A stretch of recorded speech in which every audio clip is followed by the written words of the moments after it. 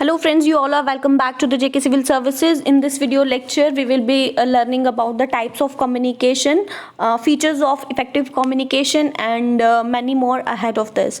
So अगर हम last lecture की बात करें तो लास्ट लेक्चर में हमने इंटरपर्सनल कम्युनिकेशन स्किल्स के मीनिंग को देखा था. Then we talk about the importance of interpersonal communication and finally we discussed the process of communication skills. Process of communication skills में मैंने आपको पूरी प्रोसेस समझाई थी, जिसमें जो सेंडर होता है, इनकोडिंग होती है, डिकोडिंग होती है, फिर रिसीवर होता है और देन फीडबैक होता है. ठीक है, तो आज का जो टॉपिक रहेगा वो रहेगा हमारा टाइप्स ऑफ कम्युनिकेशन स्किल्स पे. ठीक है, तो अगर मैं बात करूं टाइप्स ऑफ कम्युनिकेशन स्किल्स की, तो ब्रॉडली इसको दो टाइप्स में बांटा गया है. First is based on medium and second is based on style. ठीक है, तो मीडियम पे भी इसको फर्दर दो कैटेगरीज में डिवाइड किया गया है. One is verbal and another is non verbal. तो अगर मैं वर्बल की बात करूं तो देखिए आपको वर्ड से ही समझ आ जाएगा. वर्बल कम्युनिकेशन एक ऐसी कम्युनिकेशन होती है जहां पे आपको वर्ड्स का इन्वॉल्वमेंट देखने को मिलेगा. अभी मैं ये वीडियो रिकॉर्ड कर रही हूं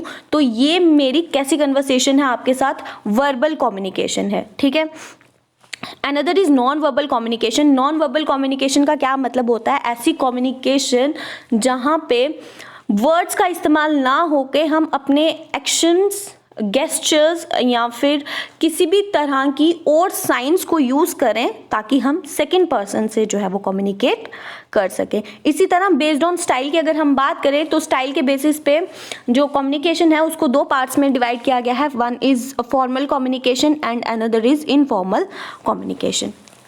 ठीक है, बट इसको ब्रीफ में डिस्कस करने से पहले मैं आपको कुछ और डिस्कस करना चाहती हूँ. देखिए यहाँ पे बिल्कुल साइड में मैंने लिखा है इंटर एंड मास कम्युनिकेशन. जब मैंने आपके साथ सिलेबस को डिस्कस किया था तब भी मैंने आपको इंट्रा और इंटरपर्सनल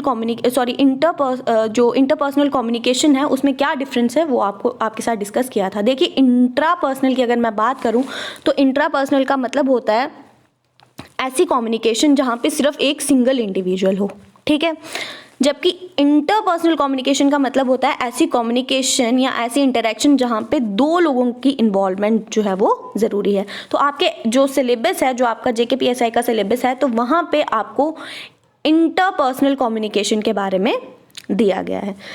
लास्ट में लिखा है कि मास कम्युनिकेशन. मास कम्युनिकेशन को आप ऐसे समझिए, जब भी आप किसी रैलीज में जाते हैं वहाँ पे जो लीडर्स जो हैं वो आए हुए होते हैं. तो ठीक है, तो यहाँ पे भी जो सेंडर होता है मैसेज का वो इंडिविजुअल होता है, जबकि रिसीवर जो होते हैं वो मासेस में होते हैं. जैसे हम लोग जो हैं मासेस में वहाँ जाते हैं और देखते हैं कि जो भी लीडर वहाँ पे आए हुए हैं वो उनसे क्या कम्युनिकेट कर रहे हैं. या फिर आप टीवी के थ्रू जो भी मैसेजेस आप देखते हैं, न्यूज़ देखते हैं, रेडियो से जो भी आपको मैसेजेस मिलते हैं, that all comes under mass communication. तो आप ये ध्यान रखिएगा कि अगर आपको क्वेश्चन आए कि वन डायरेक्शन कम्युनिकेशन कौन सी है, तो that is intra and mass communication. ठीक है, जबकि जो इंटरपर्सनल कम्युनिकेशन है वो टू वे प्रोसेस है. वहाँ पे एक सेंडर होगा और एक रिसीवर कंपल्शन है. मतलब ये दो आपको मिलेंगे ही मिलेंगे.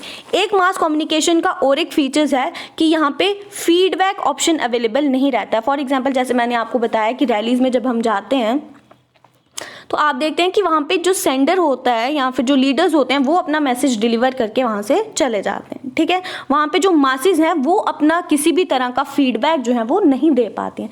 सो यहाँ पे क्या फीचर रहता है कि वहाँ पे फीडबैक ऑप्शन जो है मास कम्युनिकेशन में अवेलेबल नहीं रहता है. रेडियो कन्वर्सेशन जब आपके साथ आप सुनते होंगे तो वहाँ पर भी आप फीडबैक किसी भी तरह का नहीं दे पाते हैं. So this is another feature of mass communication. ठीक है, तो मैंने आपको क्या बताया, वन वे डायरेक्शन अगर या वन वे कम्युनिकेशन अगर आपको पूछा जाए तो वो कौन कौन सी है, इंट्रा एंड मास कम्युनिकेशन. जबकि इंटरपर्सनल कम्युनिकेशन जो है वो आपकी टू वे कन्वर्सेशन है.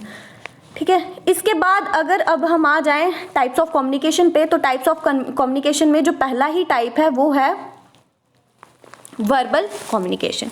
ठीक है, तो मैंने आपको जैसे पहले ही बताया वर्बल कम्युनिकेशन का क्या मतलब होता है। ये एक ऐसी कन्वर्सेशन होती है जहाँ पे वर्ड्स का इस्तेमाल होता है या वर्ड्स की इन्वॉल्वमेंट होती है। विदाउट वर्ड कोई भी कम्युनिकेशन जो है वो वर्बल कम्युनिकेशन नहीं कहलाई जाती। ठीक है, अब वर्बल में भी दो तरह की, एक तो स्पोकन और एक is and another is written. अब यहाँ पे स्पोकन और रिटन का क्या मतलब है, देखिए वर्बल कम्युनिकेशन जो है वो स्पोकन फॉर्म में भी हो सकती है। मतलब फॉर एग्जांपल अब आप जो है वो आप अपने फ्रेंड के साथ खड़े हो, ठीक है, फेस टू फेस खड़े हो, तो वहाँ पे आप जो भी उसको मैसेज डिलीवर कर रहे हो वो स्पोकन वर्बल फॉर्म होगी। ठीक है, स्पोकन क्यों, क्योंकि वहाँ पे आप बोल रहे हो। वर्बल क्यों, क्योंकि वहाँ पे वर्ड्स का इन्वॉल्वमेंट है और कम्युनिकेशन तो रहेगी क्योंकि आप उसके साथ इंटरेक्ट कर रहे हो। In the same manner return में आप किसी तरह के अपने फ्रेंड को जो है वो मैसेज व्हाट्सएप करते हो या ये टेक्स्ट मैसेज करते हो, तो वो आपकी कौन सी कहलाएगी, रिटर्न वर्बल कम्युनिकेशन। रिटर्न क्यों, क्योंकि वो आप लिख कर भेज रहे हो। वर्बल क्योंकि words are involve and interaction आप कर रहे हो, इसीलिए वो कम्युनिकेशन है। तो यहाँ पे कुछ एग्जाम्पल्स यहाँ पे मैंने लिख रखी हैं, देख लेते हैं वो कौन कौन सी। देखिए फर्स्ट है लिसनिंग। लिसनिंग में आप किसी भी तरह का अगर आप सॉन्ग सुन रहे हैं, कोई रिकॉर्डिंग सुन रहे हैं, तो दैट इज़ वर्बल कम्युनिकेशन और ये उसकी एग्जाम्पल है। Another is writing. राइटिंग भी मैंने आपको समझा दिया, जैसे आप टेक्स्ट करते हैं, व्हाट्सएप करते हैं, वो भी वर्बल कम्युनिकेशन में आएगा। रीडिंग भी आपका वर्बल कम्युनिकेशन में आएगा। क्यों, क्योंकि वहाँ पे वर्ड्स की इन्वॉल्वमेंट एग्जिस्टेंस रहती है। तो फर्दर ये जो है वर्बल कम्युनिकेशन जो है वो दो पार्ट्स में डिवाइड किया गया है, ये मैंने आपको अभी समझा दिया। ओरल में एक तो फेस टू फेस हो गया, मतलब नेक्स्ट आपके कोई खड़ा है और आप जो है वो उसको मैसेज डिलीवर कर रहे हैं इन द वर्बल फॉर्म, तो वो कहलाएगा आपका वर्बल ओरल कम्युनिकेशन। रिटन, और आप ये देख लीजिएगा ये वर्बल ओरल में भी दो होते हैं, एक फेस टू फेस या डिस्टेंस, जिसको आप टेलीफोनिक कन्वर्सेशन के थ्रू भी बता सकते हैं। ठीक है, and second is written communication, written verbal communication.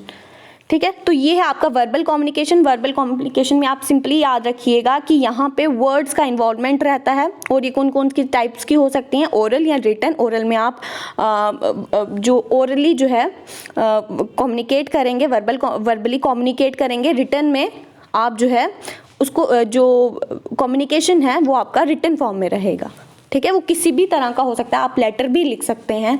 ठीक है, अगर आपके पास बहुत दूर कोई है तो वो ये भी डिस्टेंस मैनर में भी हो सकता है। फॉर एग्जांपल जैसे मैंने अभी आपको, आप लेटर किसी और को लिख रहे हैं, ठीक है, तो वो भी आपका वर्बल रिटन कम्युनिकेशन में आएगा। Next is non verbal communication.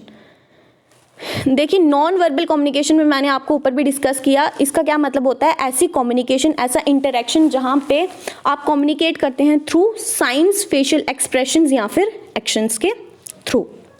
ठीक है, तो इसके बहुत से टाइप्स हैं, काइनेक्सिस, हैप्टिक्स, प्रॉक्सिमिस, और भी बहुत हैं। सबसे पहले हम वन बाय वन करके इसको डिस्कस कर लेते हैं। देखिए काइनेक्सिस का क्या मतलब होता है, ऐसी कम्युनिकेशन या ऐसा इंटरेक्शन जहाँ पे हमारी बॉडी लैंग्वेज जो है वो सामने वाले पर्सन को हमारा मैसेज जो है वो डिलीवर कर दे। तो लिख क्या रखा है, काइनेक्सिस मीन्स बॉडी लैंग्वेज कम्युनिकेशन। ठीक है, इसको मैं आपको एग्जाम्पल से समझाने की कोशिश करती हूँ। देखिए आप कभी भी अगर आप किसी इंटरव्यू में जाते हैं, ठीक है, या फिर फॉर्मली भी आप अगर कहीं बैठे हुए हैं, तो आप क्या करते हैं, समटाइम्स अगर आपको कोई कुछ बोल रहा है तो आप उसको ये बताने के लिए कि हाँ भाई मैं आपकी जो भी आप इंटरेक्शन मेरे साथ कर रहे हो, जो भी आप मैसेज मुझे पहुँचाना चाहते हो, तो आप जो मैं उसमें इंटरेस्टेड हूँ, तो वो आप कैसे शो करेंगे, आप थोड़ा सा बेंड होंगे उनकी तरफ, फॉरवर्ड बेंडिंग आप शो करेंगे। तो वो आपकी बॉडी लैंग्वेज से आपको ये पता चल जाएगा सामने वाले इंसान को कि हाँ भाई ये जो इंडिविजुअल है ही इज़ इंटरेस्टेड इन माई जो भी मैसेज वो आपको देना चाह रहा है। ठीक है, या फिर आप जो है फॉर एग्जाम्पल आपने देखा होगा बहुत से एक्टर्स या हम भी कभी कभी जब हम किसी भी तरह की अगर हम फोटोग्राफ्स जो हैं वो क्लिक करवाते हैं, तो वहाँ पे हम कोई ना कोई साइंस दिखाकर शो करते हैं, कम्युनिकेट कर सकते हैं। फॉर एग्जाम्पल जैसे हम दिखाते हैं विक्ट्री साइन, तो वो हम क्या करते हैं, वो हम अपने एक्शन से, अपनी बॉडी लैंग्वेज से शो करते हैं।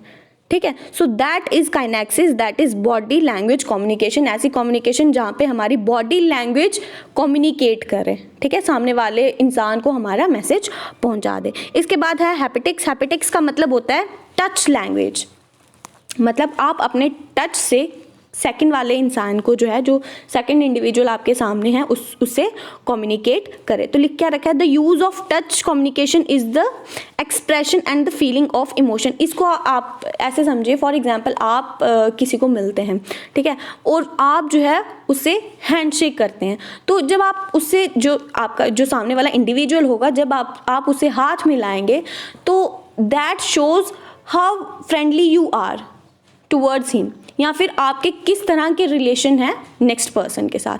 अगर तो आप उसको टाइटली जो है अपना हैंडशेक कर रहे हैं, that means you are much closer to him, ठीक है, या फिर आपका किसी भी तरह का वो जो है आपका ये रिलेशनशिप्स जो हैं वो सेकंड पर्सन के साथ वो दिखाएगा। या फिर आप किसी को हग करते हैं, तो हगिंग में भी आप जो है वो कम्युनिकेट कर रहे हैं थ्रू टच लैंग्वेज, क्योंकि वहाँ पे आप अपनी फीलिंग्स और अपने इमोशंस को जो है वहाँ पे दिखा रहे हैं। नेक्स्ट इज प्रॉक्सिमिस, ठीक है। प्रॉक्सिमिस की अगर मैं बात करूँ, देखिए प्रॉक्सिमिस का क्या मतलब होता है, स्पेस लैंग्वेज, मतलब अगर कोई दो इंडिविजुअल हैं, ठीक है, और उनमें जो है वो किसी ना किसी तरह का डिस्टेंस है या फिर स्पेस है, तो वो भी आपके रिलेशन को नेक्स्ट पर्सन के साथ दिखाता है, ठीक है। कैसे, फॉर एग्जांपल देखिए, अगर आप किसी शादी में, या फॉर एग्जांपल आप कहीं पर भी हैं, ठीक है, तो वहाँ पे आप देखेंगे कि दो लोग जो हैं अगर बहुत पास आकर एक दूसरे से बात कर रहे हैं, ठीक है, कान में, जैसे हम देखते हैं कि कान में बात कर रहे हैं, तो दैट मीन्स उनका जो रिलेशनशिप है वो काफ़ी स्ट्रॉन्ग है और वो एक दूसरे को अच्छे से पहचानते हैं, जानते हैं। रादर कि अगर दो इंसान जो हैं वो थोड़े से डिस्टेंस बनाकर अगर बात कर रहे हैं, तो उनमें जो रिलेशनशिप है वो काफ़ी फॉर्मल टाइप का है। तो ये है प्रॉक्सिमिस, मतलब आपकी जो स्पेस है वो भी कम्युनिकेट करता है through non verbal communication. Next is vocalics. Vocalics का क्या मतलब होता है, देखिए फॉर एग्जांपल आप देखिए, पहले हम पढ़ लेते हैं, the volume, tone of voice, pitch used by the initiator, ठीक है, is a part of non verbal communication. Example आप इसकी देखिए, मैं आपको समझाती हूँ। देखिए कभी कभार आप जो है, आप किसी को कुछ बोल रहे हैं, ठीक है, आपके साथ आपके फ्रेंड हैं, तो आप उनको जो है कुछ भी बोल रहे हैं, बट आपकी आवाज़ में किसी तरह की हेजिटेशन है, ठीक है, या फिर आप उसको, आपकी जो पिच है वो काफ़ी हाई है, तो ये क्या दिखा रहा है कि आप उस पर एंग्री हैं, जबकि आपके वर्ड्स में वो नहीं नज़र आ रहा है, आप उसको नहीं बोल रहे हो कि हाँ मैं गुस्सा हूँ, बट क्योंकि वो लेट आया और आपकी पिच जो है वो काफ़ी ज़्यादा हाई है, या फिर आप फंबल कर रहे हो किसी भी तरह से, तो आप, इसका मतलब आपकी जो वॉइस है वो क्या दिखा रही है कि आप डर रहे हो। So this comes under vocalist types of non communication, ठीक है, नॉन वर्बल कम्युनिकेशन। इसके अलावा नेक्स्ट है आपका क्रोनेमिक्स। क्रोनेमिक्स का क्या मतलब है, देखिए क्रोनेमिक्स का मतलब होता है टाइम लैंग्वेज, मतलब टाइम भी अपने आप में, क्रोनेमिक्स का ही मतलब होता है टाइम, इसका मतलब है कि टाइम भी अपने आप में एक कम्युनिकेशन शो करता है। फॉर एग्जांपल देखिए, अगर आप किसी के घर पे 9 बजे के बाद जा रहे हैं, रात को 9 PM के बाद जा रहे हैं, तो वो क्या शो करता है कि आपके उनके साथ काफ़ी अच्छे रिलेशनशिप हैं, ठीक है, आपके गुड पर्सनल रिलेशनशिप हैं उनके साथ, ठीक है। या फिर आप रात को 12 बजे 1 बजे किसी के साथ किसी को कॉल कर रहे हैं, ठीक है, तो वो क्या दिखाता है कि वहाँ पे आपके जो रिलेशन हैं वो काफ़ी पर्सनल हैं उनके साथ। So this is chronemics type of non verbal communication. इसके बाद है नेक्स्ट इज आर्टिफैक्ट्स। आर्टिफैक्ट्स का क्या मतलब होता है, it is the form of non verbal communication in which appearance of the person speaks about his personality, that is by the way of clothing, lifestyle and carrying jewelry। देखिए इसका क्या मतलब है कि कभी कभार,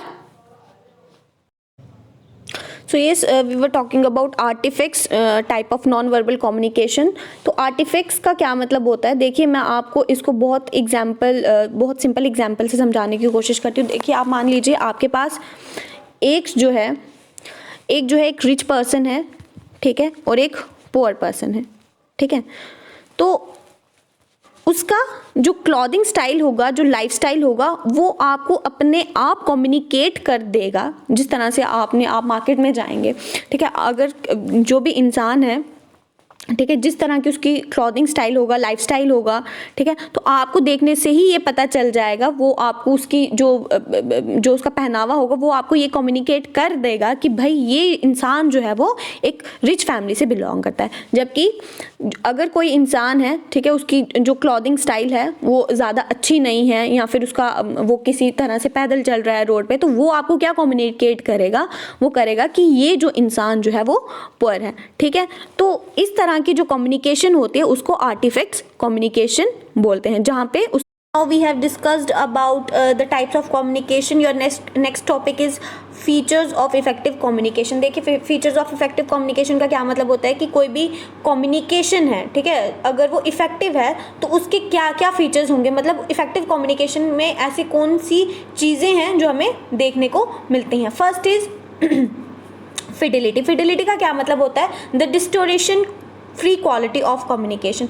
इसका क्या मतलब होता है, इसका मतलब होता है कि आप मान लीजिए ये एक ऐसी कम्युनिकेशन हो, ठीक है, जहाँ पे मिनिमम या मिनिमल पॉसिबिलिटी ऑफ मिसअंडरस्टैंडिंग है, ये अंडरस्टैंडिंग नहीं है, मिसअंडरस्टैंडिंग, ठीक है, मतलब ऐसी कम्युनिकेशन जहाँ पे जो सेंडर है, ठीक है, जो मैसेज वो रिसीवर को भेज रहा है वो एग्जैक्ट वे में रिसीवर को कन्वे हो, ठीक है, वो उसको डिकोड कर पाए इन द सेम मैनर जैसा सेंडर ने भेजा है। सो दैट इज फिडिलिटी, ठीक है। Second is congruence. कॉन्ग्रुएंस का क्या मतलब होता है, देखिए कॉन्ग्रुएंस का मतलब होता है, देखिए आप बहुत बार डिबेट्स में गए होंगे, तो डिबेट्स में आपने देखा होगा कि जो भी डिबेटर होता है जब वो डिबेट करता है, ठीक है, तो वहाँ पे वो अपने वर्ड्स के साथ साथ एक्शंस का भी इस्तेमाल करता है। वो ऐसा क्यों है, ताकि वो इससे अपनी जो भी वो बोल रहा है उस चीज़ को वो इंटेंसीफाई कर पाए, ठीक है। वर्बली वो जो भी डिलीवर कर रहा है टू द मासेस उसमें वो एक्शंस को भी लाता है, ठीक है, ताकि जो ऐसी कोई चीज़ जहाँ पे वो वर्बली ऑडियंस तक नहीं पहुंच पा रही कोई चीज़, तो वो अपने एक्शन से उसको क्लैरिफाई कर दे, ठीक है। सो दैट इज कॉन्ग्रुएंस, जहाँ पे integration of both verbal and non verbal communication हो। तो इसका क्या मतलब है कि अगर हमें किसी कम्युनिकेशन को इफेक्टिव बनाना है तो वहाँ पे क्या होना चाहिए, कॉन्ग्रुएंस, ठीक है। नेक्स्ट इज़, देखिए जब मैं आपके ये जो भी ये फ्रेम कर रहे थे आपका कंटेंट, तो वहाँ पे मुझे बहुत से फीचर्स मिले, ठीक है। तो मैंने प्रीवियस ईयर में भी कुछ ऐसे क्वेश्चंस देखे थे जहाँ पे क्वेश्चंस पूछे हुए थे इस तरह से कि आपको 4-5 कुछ ये टाइप्स ये ऑप्शंस दिए हुए थे और पूछा गया था कि इनमें से कौन सा जो है इफेक्टिव कम्युनिकेशन का पार्ट है या फिर नहीं है, ठीक है। तो अगर आपको इसी तरह से कुछ और भी फीचर्स मिलें वो आप इनको पढ़ के जाइएगा, क्योंकि इससे क्या होगा कि आपका जो कॉन्सेप्ट्स होंगे वो वहाँ पे क्लियर हो जाएंगे और ऑब्जेक्टिव्स के साथ साथ आपको ये जो कंसेप्चुअल क्वेश्चंस जो हैं वो भी पूछे जाते हैं, ठीक है। तो इसके फीचर्स की अगर मैं बात करूं तो फर्स्ट है clarity and integration of the message to be conveyed. देखिए क्लैरिटी का यहाँ पे क्या मतलब है, क्लैरिटी का यहाँ पे मतलब है, देखिए आगे भी मैं आपको पढ़ाऊंगी, एक वर्ड होता है जागरण, ठीक है। इसका क्या मतलब होता है, इसका मतलब होता है टेक्निकल वर्ड्स। तो इफेक्टिव कम्युनिकेशन में यहाँ पे क्लैरिटी का मतलब ये है कि जो भी मैसेज जब हम डिलीवर करेंगे, जो भी सेंडर जो है वो रिसीवर को देगा, उसमें क्लैरिटी होनी चाहिए, मतलब जागरण नहीं होने चाहिए, जो भी टेक्निकल वर्ड्स हैं उनका यूज़ नहीं होना चाहिए, और साथ ही साथ क्या होना चाहिए, इंटीग्रिटी होनी चाहिए। जो भी मैसेज जो सेंडर जो है वो जो सेंडर जो है वो डिलीवर कर रहा है वो जुड़ी हुई होनी चाहिए। ऐसा नहीं कि आप एक बात आप बहुत फॉर्मल वे में कर रहे हो, एक बहुत इनफॉर्मल वे में कर रहे हो, ठीक है, तो या फिर एक बात आप इधर की कर रहे हो, एक वहाँ की कर रहे हो, तो उससे क्या होगा, जो भी एग्जैक्ट मैसेज जो है वो रिसीवर उसको जो है वो डिकोड नहीं कर पाएगा। Second is adequate briefing of recipient. Third is accurate plan of objectives, मतलब इसका कहने का क्या मतलब है कि जो भी आप मैसेज पहुंचाना चाह रहे हो, ठीक है, आपको पता होना चाहिए कि उसका क्या ऑब्जेक्टिव है, या फिर उसके लिए आपने कुछ प्लान्स आपको होने चाहिए कि भाई ये वाली बात मुझे सबसे पहले करनी है, इसके बाद मुझे नेक्स्ट ये उनको बताना है, उसके बाद नेक्स्ट ऐसा मुझे उनको बताना है। So this type of feature is part of effective communication. Fourth is reliability and uniformity of the message. देखिए इसका क्या मतलब है, reliability मतलब इसका कहने का ये मतलब है कि आपकी communication जो है वो तभी इफेक्टिव हो पाएगी जब उसमें reliability होगी. reliability का मतलब कोई आप पे भरोसा कर पाए. फॉर एग्जाम्पल आप मानो कि आप अपने फ्रेंड को कॉल कर रहे हो और आप उसको बोल रहे हो कि भाई हाँ भाई आज जो है मैं तुमसे बात कर रहा हूँ चांद पे खड़े होके, तो ये ऑब्वियस सी बात है कि जो सेकंड वाला जो पर्सन होगा वो रिलायबल नहीं होगा इस मैसेज पे. ठीक है. और साथ ही साथ क्या बोला है कि यूनिफॉर्मिटी भी होनी चाहिए मैसेज में. यूनिफॉर्मिटी का मतलब यही हो गया कि मतलब जो भी मैसेज जो आप उनको पहुंचाना चाह रहे हैं उसमें यूनिफॉर्मिटी रहे. मतलब ऐसा नहीं कि आप एक बात अपने घर की बता रहे हो तो सेकंड बात आप अपने उसको ऑफिस की बता रहे हो, थर्ड उसको पता नहीं आउट ऑफ द बॉक्स कुछ और ही है. ठीक है. उसमें यूनिफॉर्मिटी होनी चाहिए, एक चैनल होना चाहिए जिससे वो पूरी बात आप रिसीवर को पहुंचा सको. Fifth is to know the main purpose of the message. Main purpose मतलब आपको जब आप कॉल करो तो आपको पता होना चाहिए कि भाई आप जो है क्या डिलीवर करना चाहते हो, आपका मेन मुद्दा क्या है इस मैसेज को या फिर इस कॉल को करने का. सिक्स्थ इज प्रॉपर रिस्पॉन्स और फीडबैक. जब मैंने आपको प्रोसेस को समझाया था तब भी मैंने आपको बताया था कि जो लास्ट में आपको एक फीडबैक का ऑप्शन रखना ही होता है, उसी से आपकी जो कम्युनिकेशन है वो इफ़ेक्टिव बन सकती है. क्योंकि आपको ड्रॉबैक्स का या फिर जो भी आपने जो इनिशिएटर होता है, जो सेंडर होता है, जब उसने रिसीवर को जो कोई मैसेज दिया तो वो उसके जब तक उसको फीडबैक नहीं मिलेगा उसको नहीं समझ आएगा कि भाई जो सामने वाला पर्सन है उसको मेरी बात समझ में आई भी है कि नहीं आई है, कि क्या ड्रॉबैक्स हैं. इसलिए feedback is an essential part of this effective communication. Seventh is correct time. देखिए करेक्ट टाइमिंग भी आपकी जो है वो एक पार्ट है किसका, ये जो इफेक्टिव कम्युनिकेशन है. ऐसा नहीं है कि आप रात को किसी को 2 बजे उठ के कॉल कर रहे हो, सुबह 4 बजे उठ के कॉल कर रहे हो. ठीक है. तो ये क्या है, एक हिंड्रेंस पैदा करता है टूवर्ड्स इफेक्टिव कम्युनिकेशन में. Eighth is use of proper medium to convey the message properly. इसका कहने का क्या मतलब है, देखिए फॉर एग्जांपल आप मान लीजिए कि 2 इंसान जो है वो इंटरेक्ट कर रहे हैं. अब ये जो फर्स्ट पर्सन है ये सेकंड पर्सन से सिर्फ और सिर्फ 5 मीटर की डिस्टेंस पे खड़ा है और अब ये क्या कर रहा है, ये फर्स्ट पर्सन इसको मैसेज डिलीवर करने के लिए लाउड स्पीकर्स का इस्तेमाल कर रहा है. ठीक है. तो ये जो है वो प्रॉपर मीडियम नहीं है कन्वे करने का मैसेज. ठीक है. या फिर एक इंसान जो है, ये जो फर्स्ट पर्सन है ये इस थर्ड पर्सन से लगभग 100 मीटर्स की दूरी पे खड़ा है और ये जो है ये वर्बली इसको कन्वे कर रहा है, मतलब ओरली ही, और वो भी चिल्लाकर. तो this is not a proper medium to convey the message. तो अगर आपको इफ़ेक्टिव कम्युनिकेशन करना है, इफ़ेक्टिवली आपने अपनी बात को किसी और को बताना है, कम्युनिकेट करना है, तो आपका जो चैनल होना चाहिए वो भी प्रॉपर होना चाहिए. And last is use of informal communication. ठीक है. तो ये हैं आपके इफ़ेक्टिव कम्युनिकेशन के कुछ फीचर.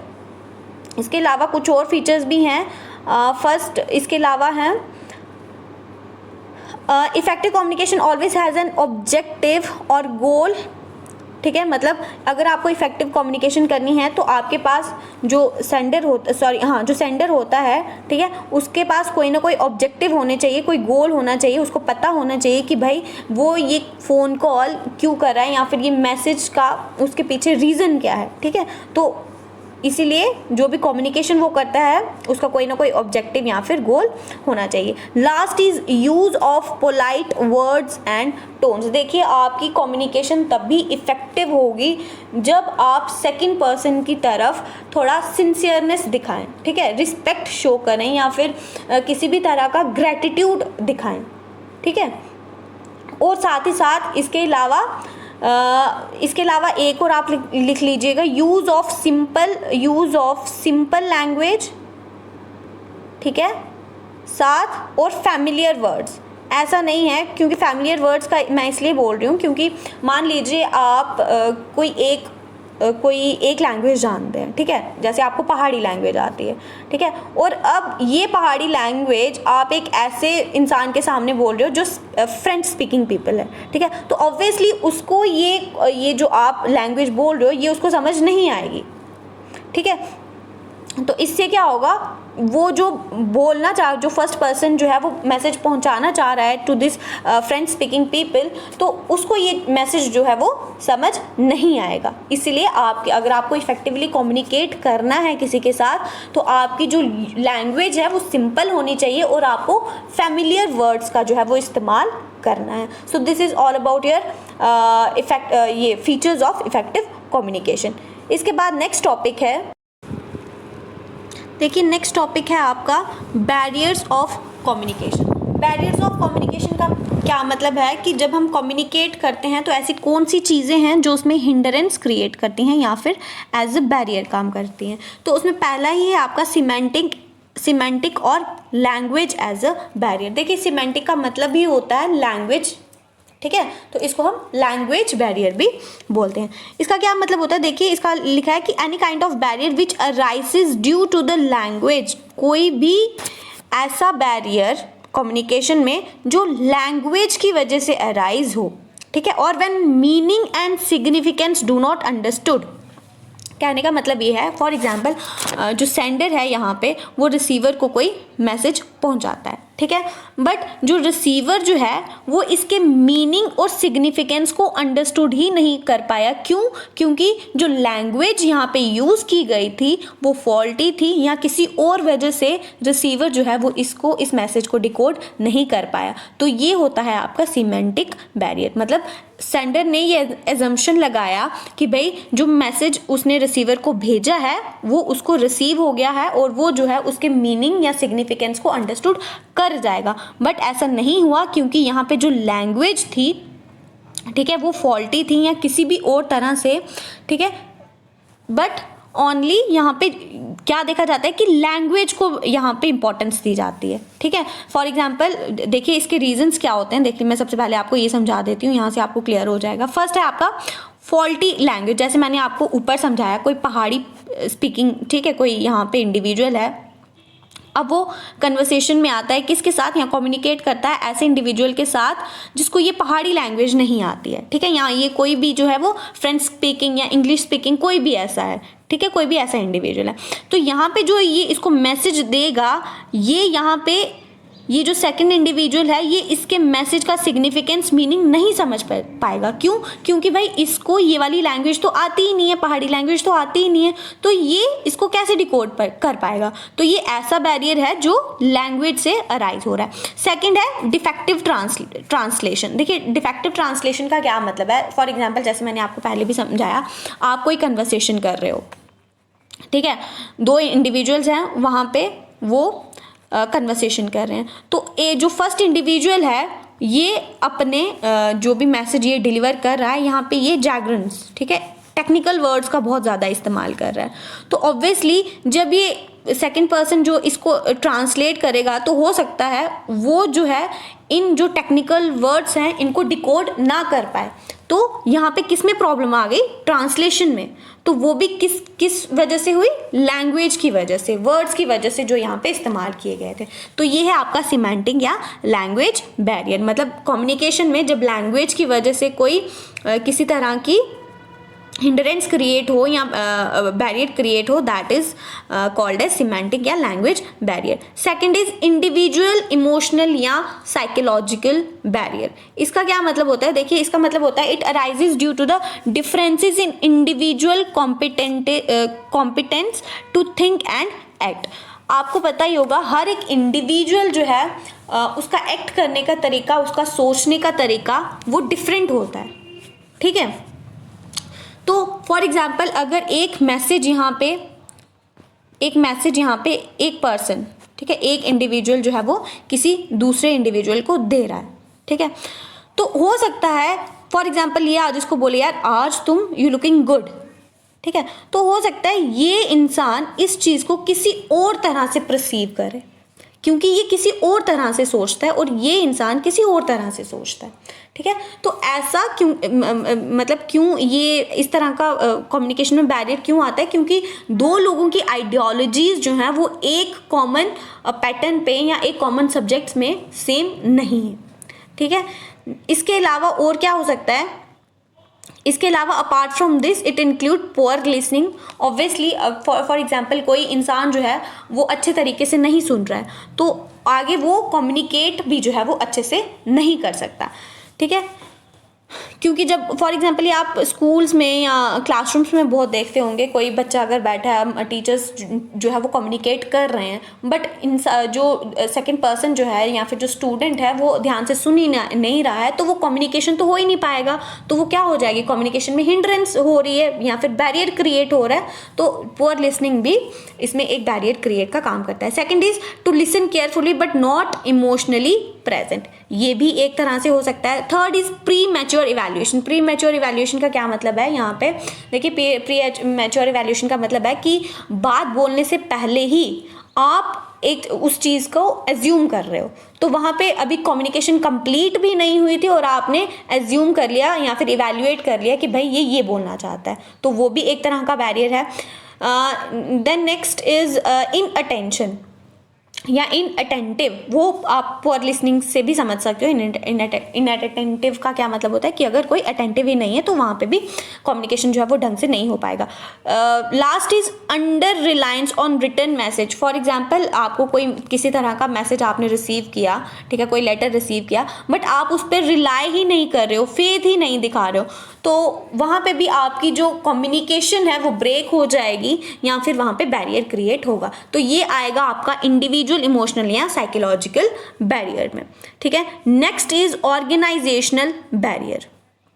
देखिए ऑर्गेनाइजेशनल बैरियर का क्या मतलब है। ऑर्गेनाइजेशनल बैरियर का मतलब होता है this type of barriers develop because of power, authority या status, relationship, ownership of information. For example देखिए आप अगर आपने किसी ऑर्गेनाइजेशन में देखा होगा या फिर मान लीजिए आप किसी ऑर्गेनाइजेशन में हैं, ठीक है, वहाँ पर आपने अक्सर देखा होगा कि जो एम्प्लॉयर होता है, ठीक है, वो एम्प्लॉय से ज़्यादा कम्युनिकेट नहीं करता है ड्यू टू सुपीरियरिटी या अथॉरिटेटिव टोन की वजह से। वो ज़्यादा जो एम्प्लॉयर्स होते हैं जो एम्प्लॉय होते हैं उनसे बात नहीं करता है, तो वहाँ पे भी आपको कम्युनिकेशन में लैक देखने को मिलेगा। इसके अलावा स्टेटस रिलेशनशिप में आप ऐसे मान लीजिए, फॉर एग्जांपल आप मान लीजिए कि आप किसी घर में हैं, ठीक है, और वहाँ पे एजेस का बहुत ज़्यादा डिफरेंस है या फिर किसी भी और तरह का जो आप डिफरेंस अगर आप देखें किसी के स्टेटस में, और वहाँ पे भी जो कम्युनिकेशन है वो अच्छे से नहीं हो पा रहा है, तो that too create a hindrance and barrier to this communication which comes under status relationship. Final is ownership information. इसके अलावा कुछ और भी रीजंस हैं, जैसे ऑर्गेनाइजेशनल एटीट्यूड। फॉर एग्जांपल कोई आप एक ऐसी ऑर्गेनाइजेशन में काम कर रहे हैं जो बहुत अथॉरिटेटिव है, ठीक है, वहाँ पे ऐसा कोई भी चैनल नहीं है, ऐसा कोई भी तरीका नहीं है जहाँ पे आप किसी हाई ऑफिशियल से बात कर रहे हैं, तो that comes under organisational attitude. Second is organisational rules and regulations, that too is very much similar to organisational attitude. ऐसा कोई रूल ही नहीं है, रेगुलेशन नहीं है जहाँ पे आप जो है वो कम्युनिकेट, जो लोअर अथॉरिटीज़ हैं, ठीक है, वो हायर अथॉरिटी से कम्युनिकेट कर पाएँ।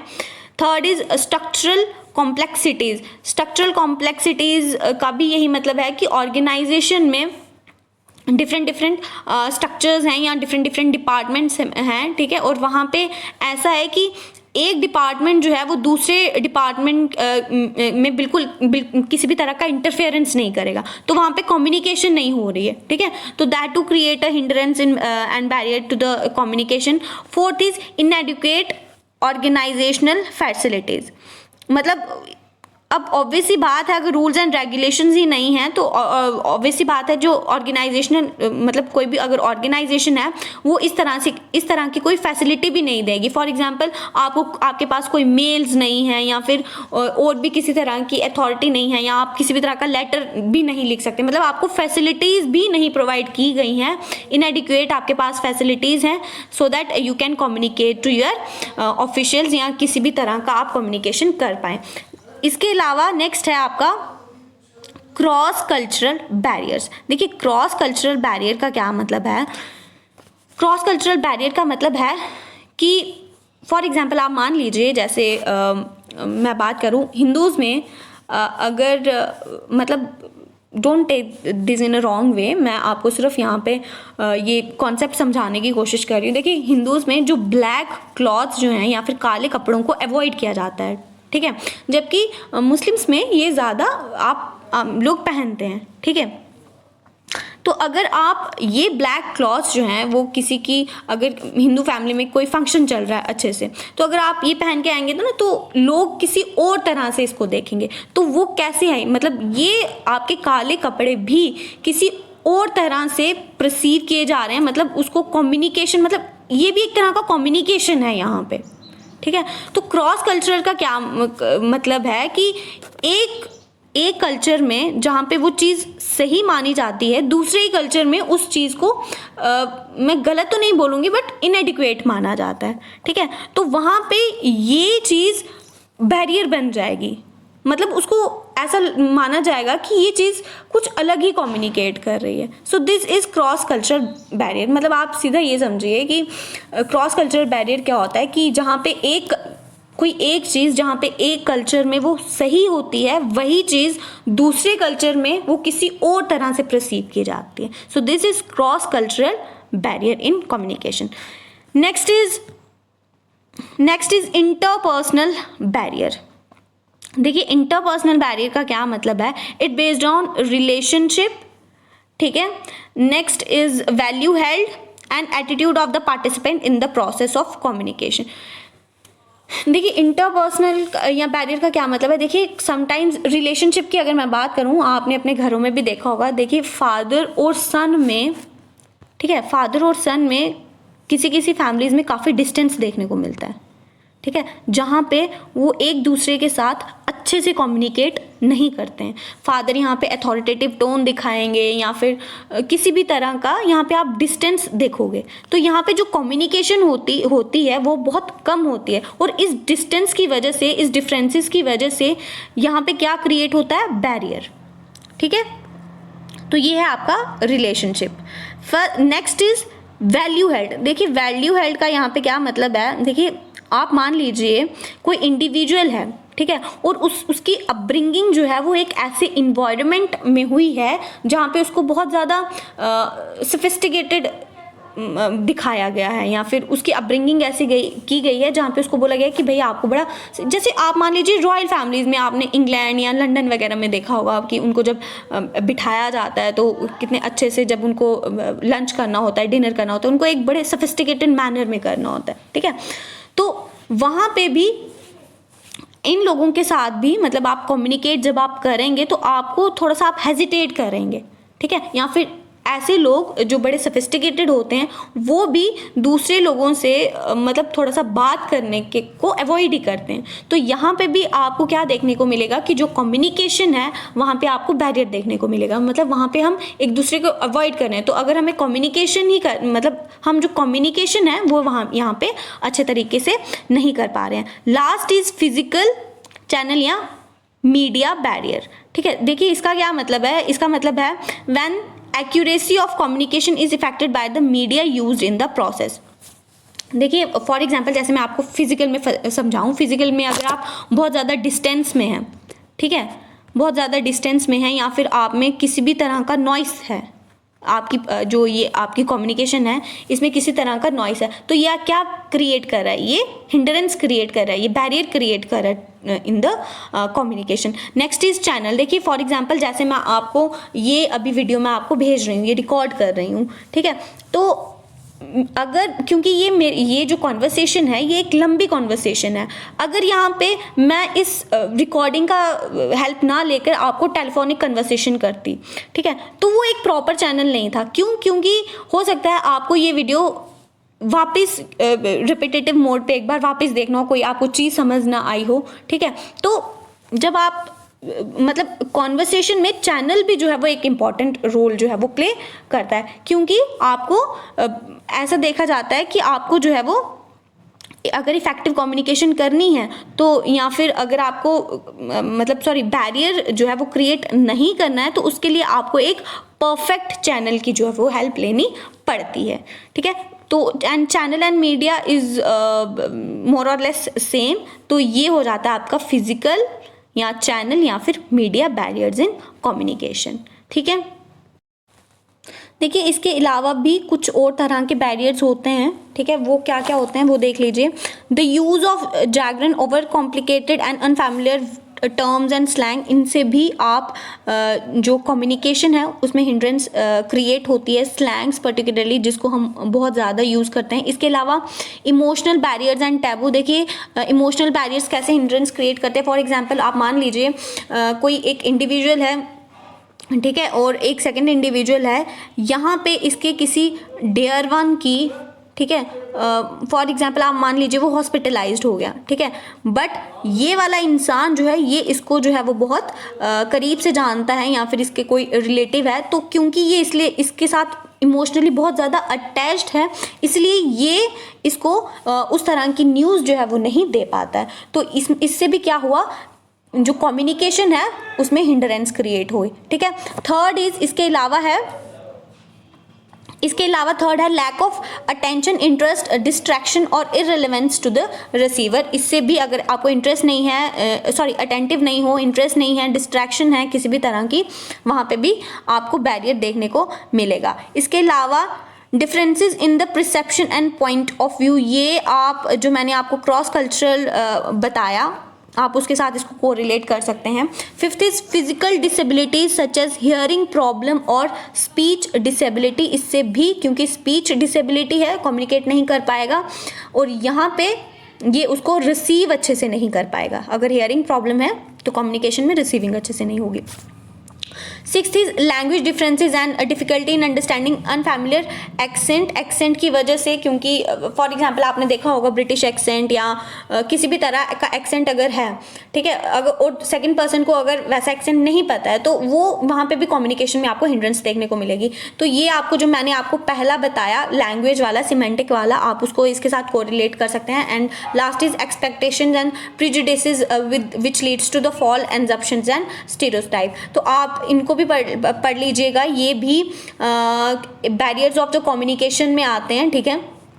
देन योर नेक्स्ट इसके अलावा दिया गया हुआ है some kind of tips to overcome from this type of barriers. वो क्या है, improve speaking skills and writing skills, be active listener. अगर हम अच्छे से सुनेंगे तो हमारी जो कम्युनिकेशन है, ठीक है, वो अच्छे से रहेगी। Be positive and attentive, avoid possible noise. अगर किसी तरह की आप बात कर रहे हैं तो आप ध्यान रखिए कि वहाँ पे किसी तरह की नॉइस ना हो, ग्लूमी एटमॉस्फेयर हो। देन इसके अलावा नेक्स्ट है if you are a listener try to get clarification on the message, मतलब वहाँ पे फीडबैक भी जो है वो अच्छे से हो। At the receiver end encourage the speaker by reflecting his ideas, ठीक है। तो ये आप सब पढ़ लीजिएगा कि क्या क्या हैं ये। आपको अगर कॉन्सेप्चुअल कोई क्वेश्चंस अगर ऐसा फ्रेम किया हो तो वहाँ पे आपको ये सब पूछ सकते हैं, ठीक है।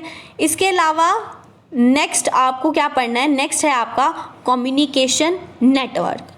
बात कर रहे थे कम्युनिकेशन नेटवर्क की। देखिए कम्युनिकेशन को मैं आपके साथ बहुत बार डिस्कस कर चुकी हूँ। कम्युनिकेशन का क्या मतलब होता है, जहाँ पे दो इंडिविजुअल्स होते हैं और उनमें लगातार किसी ना किसी तरह का इंटरेक्शन चलता रहता है, और वो इंटरेक्शन किसकी वजह से होता है, कम्युनिकेशन की वजह से। अब नेटवर्किंग की अगर मैं बात करूँ, देखिए नेटवर्किंग का क्या मतलब होता है, इंटरकनेक्शंस ऑफ द थिंग या फिर चेन ऑफ समथिंग। इसको मैं आपको एक एग्जाम्पल के थ्रू समझाऊँगी। देखिए इन्वायरमेंट में आपने देखा होगा कि फूड चेन का नाम सुना होगा, ठीक है। फूड चेन में क्या होता है, जहाँ पे देखिए जो सन होता है, ठीक है, सी में या ओशन में सन की एनर्जी को कौन यूज़ करता है, फोटोप्लैंक्टन्स, ठीक है। और इन फोटोप्लैंक्टन्स को आपके जो जू प्लैंक्टन्स होते हैं वो कंज्यूम करते हैं, और ये जू प्लैंक्टन्स जो हैं वो फिशेस कंज्यूम करती हैं। तो इसी तरह से एक चेन आपको देखने को मिलता है, ठीक है। तो इस चेन के थ्रू क्या होता है कि ये सब जो है वो इंटर कनेक्टेड होते हैं। इसके अलावा या फिर मैं एक और एग्जाम्पल आपको दूँ, आपने कंप्यूटर नेटवर्किंग के बारे में सुना हुआ होगा। कंप्यूटर नेटवर्किंग में क्या होता है, जहाँ पे बहुत से कंप्यूटर जो हैं वो एक सिंगल नेटवर्किंग के थ्रू जुड़े होते हैं। तो कम्युनिकेशन नेटवर्क का क्या मतलब होता है, कम्युनिकेशन नेटवर्क का मतलब होता है ऐसी कम्युनिकेशन जो नेटवर्क्स में हो, ठीक है। वहाँ पे हमें किसी ना किसी तरह के लिंक्स या पैटर्न्स जो यहाँ पे आप देखेंगे वो, या फिर वहाँ पे एक वे हो कम्युनिकेशन का, ठीक है। तो ये होता है हमारा कम्युनिकेशन नेटवर्क। इसको हम इन पैटर्न्स के थ्रू समझने की कोशिश करते हैं। देखिए अगर ब्रॉडली मैं बात करूं कम्युनिकेशन नेटवर्क की, आप डिफरेंट बुक्स खोलेंगे, वहाँ पर आपको बहुत से नेटवर्क्स मिलेंगे, पर मेजॉरिटी में मैंने आपको कहा कि मैं कौन सी बुक फॉलो कर रही हूँ, मैं आपकी अरिहंत की बुक फॉलो कर रही हूँ, ठीक है, जो सीसेट के लिए आती है। तो वहाँ पर मेजर ये 4 पैटर्न्स को जो है वो डिस्कस किया गया। पहला है आपका चेन नेटवर्क। देखिए चेन नेटवर्क में 2 टाइप्स के ये जो पैटर्न जो है वो आपको कम्युनिकेशन नेटवर्क में देखने को मिलेंगे। देखिए एक में क्या होगा कि यहाँ पे एक सिंगल पर्सन जो है वो दूसरे पर्सन के साथ बात करेगा, दूसरा क्या करेगा, तीसरे को कम्युनिकेट करेगा, और थर्ड जो है वो चौथे बंदे को कम्युनिकेट करेगा। अगर मैं इसकी आपको बेस्ट एग्जांपल दूँ, आप देखिए कि मान लीजिए सोसाइटी में आपने बहुत सी ऐसी मतलब जो हमारी आंटियाँ होती हैं वो बड़ी गॉसिप्स करती हैं, ठीक है, तो वो ऐसी बात कम्युनिटी मतलब किसी भी सोसाइटी में अगर कुछ हो रखा है, ठीक है, तो वो क्या करती हैं कि एक आंटी जाके वो दूसरी आंटी को बताएगी, वो सेकंड फीमेल जो है वो थर्ड फीमेल को बताएगी। तो इस तरह से कोई भी चीज़ जो है, कोई भी ऐसी चीज़ जो सोसाइटी में हो रही है वो कैसे एक चेन में फॉलो होती है, ठीक है, वो एक चेन में कम्युनिकेट होती है। या फिर मैं आपको ऐसे बताऊं, फॉर एग्जांपल जैसे व्हाट्सएप के थ्रू आप देखते हैं कि बहुत सी चीज़ें जो हैं ये इंफॉर्मेशन जो है वो पास होती रहती है। तो वो कैसे होती है, वो भी चेन के थ्रू हम देखते हैं, ठीक है, वो एक मोबाइल से दूसरे मोबाइल में ट्रांसफ़र होगी, या फिर एक इंडिविजुअल जो है वो दूसरे इंडिविजुअल को कम्युनिकेट करेगा उस इंफॉर्मेशन के रिलेटेड, ठीक है, तो दूसरा जो है वो तीसरे को, तीसरा जो है वो चौथे को। इसीलिए जब गवर्नमेंट जब ऐसी फेक न्यूज़ को पता लगाने की कोशिश करती है तो वो क्या करती है, एक चेन को फॉलो करती है कि भाई ये पहला ये जो न्यूज़ है ये किस मोबाइल के थ्रू जो है वो पास हुई है, फिर वो सेकंड मोबाइल से किस थर्ड मोबाइल के ऐसे पास हुई है, ठीक है, तो वो वहाँ पे एक चेन फॉलो होता है। इसके अलावा एक ये भी होता है, देखिए इसमें क्या होता है कि ये 2 इंडिविजुअल्स जो हैं वो एक सिंगल इंडिविजुअल को आके बताएंगे, ये या फिर ये सिंगल इंडिविजुअल जो है ये किसी 2 इंडिविजुअल को जो है वो कोई इन्फॉर्मेशन पास करेगा, फिर ये इसके आगे एक सिंगल पैटर्न में चलेगा। तो ये सब पैटर्न्स जो हैं वो हमें देखने को मिलते हैं। देखिए इसके बाद सेकंड है आपका व्हील कम्युनिकेशन। देखिए व्हील कम्युनिकेशन में क्या होता है कि एक सिंगल इंडिविजुअल जाके बहुत से लोगों को इन्फॉर्मेशन पास करता है। इसकी एग्जाम्पल की अगर मैं बात करूँ तो आप देख लीजिए, जब शादियाँ होती हैं तो वहाँ पे क्या होता है, एक सिंगल इंडिविजुअल जो है वो ये जो इन्विटेशन कार्ड्स है वो जाके लोगों को देता है और बताता है कि मतलब जो आपके घर पे जो वेडिंग होने वाली है उसके बारे में इंफॉर्मेशंस जो है वो दूसरों को देता है। थर्ड है सर्कल। देखिए सर्कल में क्या होता है, आप मान लीजिए कि आप जो है एक 6-7 लोगों का ग्रुप है या फिर आप सब फ्रेंड्स हैं, तो आप क्या करेंगे, एक सर्कल में इंफॉर्मेशन को पास करेंगे। वो एक फ्रेंड से दूसरे फ्रेंड की तरफ आएगी, दूसरे से third to fourth, fourth to fifth and fifth to sixth. तो ये भी एक कम्युनिकेशन नेटवर्क है, और वो कौन सा कम्युनिकेशन नेटवर्क है, that is circle communication network.